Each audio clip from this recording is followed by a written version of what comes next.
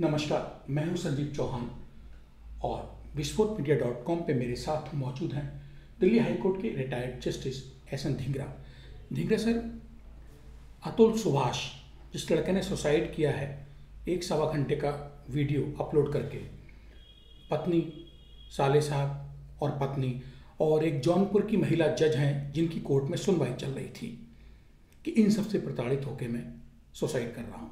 ये 498A और महिलाओं की सुरक्षा रक्षा के लिए बनाए गए कानून क्या भारत में पुरुषों के लिए आत्महत्या का मूल टूल बन गए हैं? ये पुरुषों की प्रताड़ना का टूल बन गए। 498A जब से बना है और 307B, इसका जितना दुरुपयोग हुआ है उतना किसी और कानून का नहीं हुआ।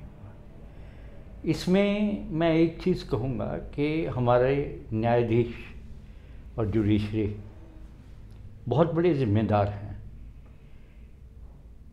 उनका एक तरफ झुकाव कि औरत के साथ ही अन्याय होता है और ये सोच कि शादी जो है टूटने का कारण प्रताड़ना ही होती है, एक गलत सोच है। शादी टूटने के सैकड़ों कारण होते हैं। कई बार विचार नहीं मिलते, कई बार स्वभाव नहीं मिलता, कई बार जो है एक लड़की स्वच्छंद वातावरण में पली बढ़ी, वो पति के घर में एडजस्ट नहीं हो पाती क्योंकि वहाँ का वातावरण ऑर्थोडॉक्स है। और कई बार पति जो है वो ज़्यादा स्वच्छंद है और पत्नी वैसे उस हिसाब से वो एडजस्ट नहीं कर पाती, तो झगड़े शुरू हो जाते हैं। कई बार फाइनेंशियल कारण होते हैं। तो बहुत से कारणों से शादियां टूटती हैं। लेकिन शादी टूटने के बाद ये सोचना कि शादी टूटने का एक ही कारण है दहेज, प्रताड़ना, क्रुएलिटी, ये गलत है। तो हमारे न्यायाधीशों का एक तो ये सोच है कि एक बार शादी हो गई तो वो टूटनी नहीं चाहिए। वो 7 जन्म की शादी जो है का कंसेप्ट एकदम ख़त्म हो चुका है। अब तो शादी एक जन्म भी चल जाए वही बहुत है। लेकिन सर, जो 498 या इस तरीके की जो धाराएं हैं कानून में भारत के, ये बनी तो स्त्री सुरक्षा के लिए हैं, मगर अत्याचार अतुल सुभाष जैसे पीड़ितों पे कर रही हैं। इनकी भी कहीं सुनवाई है? देखिए, पहली बात तो ये स्त्री सुरक्षा के लिए बनी है, ये सोच ही गलत है। ये न्याय देने के लिए बनी थी कि अगर कहीं वास्तव में प्रताड़ना है तो उस प्रताड़ना का अपराधी जो भी है उसे दंड किया। तो सर, ये न्याय के लिए बनी धाराओं का भेजा इस्तेमाल कैसे और कौन कर रहा है? ये एक तो पुलिस करती है। पुलिस के पास जाओगे तो वो आपको पट्टी पढ़ाएगी कि ये चीज़ें और कहो, तब केस बनेगा। आपके साथ छोटी मामूली चीज़ें हर परिवार में होती हैं, तो वो कई बार लड़की नहीं रह सकती कि नहीं मैं रह ही नहीं सकती, मैं एडजस्ट नहीं कर सकती, तो वो वकील के पास जाएंगे तलाक लेने।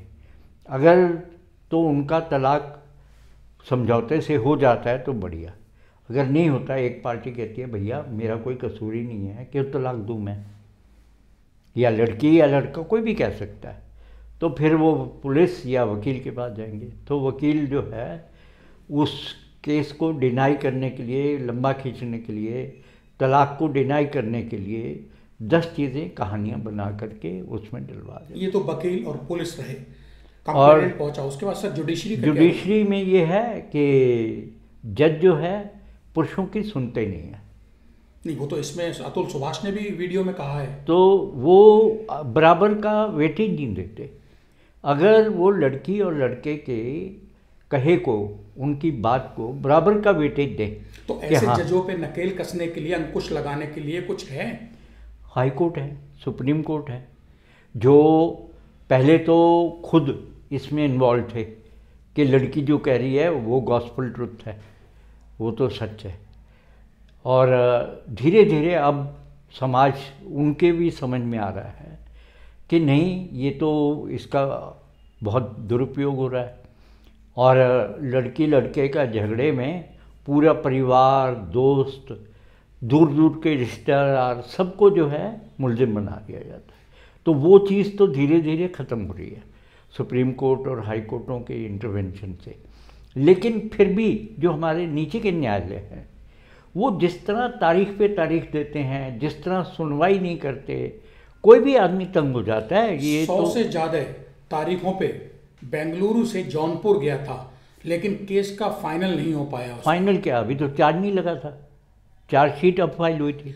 आप सोचो, जो चार्जशीट जो केस कोर्ट में जाने के दिन फाइल हो जानी चाहिए और उसके ऊपर चार्ज लग जाना चाहिए, एक पेशी में, 2 पेशी में, अगर उसके लिए 100 पेशी लगते हैं तो ये प्रताड़ना उस लड़की से ज़्यादा उस न्यायाधीश द्वारा की गई है।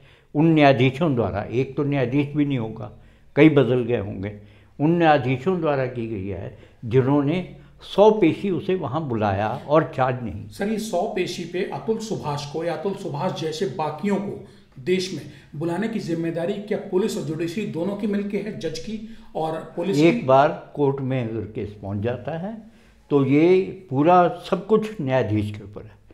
अफसोस ये है कि हमारे न्यायालयों को अब न्यायाधीश नहीं चलाते, या तो वकील चलाते हैं या पार्टीज वकीलों के थ्रू पैसा दे करके कि आज जा कर के तारीख ले लो। अतुल सुभाष ने जो 1.25 घंटे का वीडियो है उसमें सब कुछ बयान कर दिया है। एक सर मरने से पहले दिया गया बयान सब कुछ माना जाता है सुप्रीम कोर्ट तक भारत में।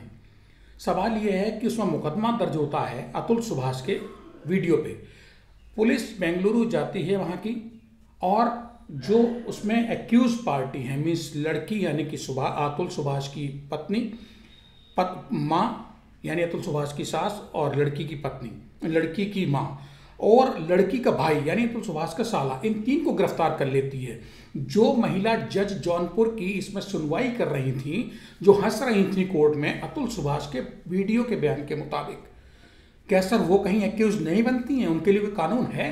कानून है, लेकिन उसके लिए हाई कोर्ट की परमिशन चाहिए।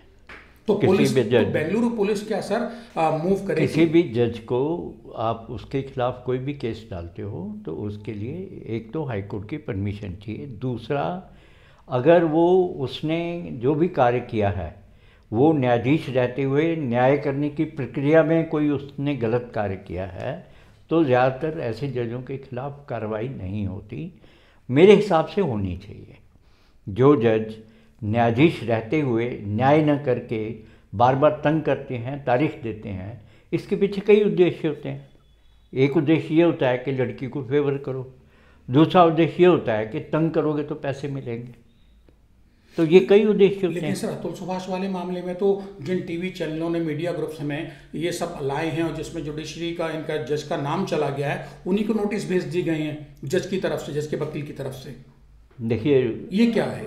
ये प्रतिरक्षा, वो अपना बचाव कर रहे हैं। तो अगर वो पाक साफ हैं तो बचाव की जरूरत क्या है? पाक साफ हैं तो, लेकिन अगर वो ये सोचते हैं कि आपने न्यूज़ में गलत दिखाया है, उसको बदनाम करने की कोशिश की है, तो वो नोटिस तो दे ही सकते हैं ना। ये तो उनका सोच है। आप नोटिस तो ऐसे तो सर वो नोटिस दे सकते हैं, तो फिर जो एक्यूज पार्टी है अतुल सुभाष की सास, पत्नी और साले, वो भी नोटिस दे सकते हैं। हाँ, दे सकते हैं, लेकिन आपको एक वो गिरफ्तार हो गए हैं। हाँ, वो भी दे सकते हैं नोटिस कि ये गलत है। लेकिन एक चीज़ आपको समझनी चाहिए, जज आपस में भाई होते हैं, ब्रदरहुड। तो इसलिए जजों के खिलाफ केस करना बहुत मुश्किल होता है।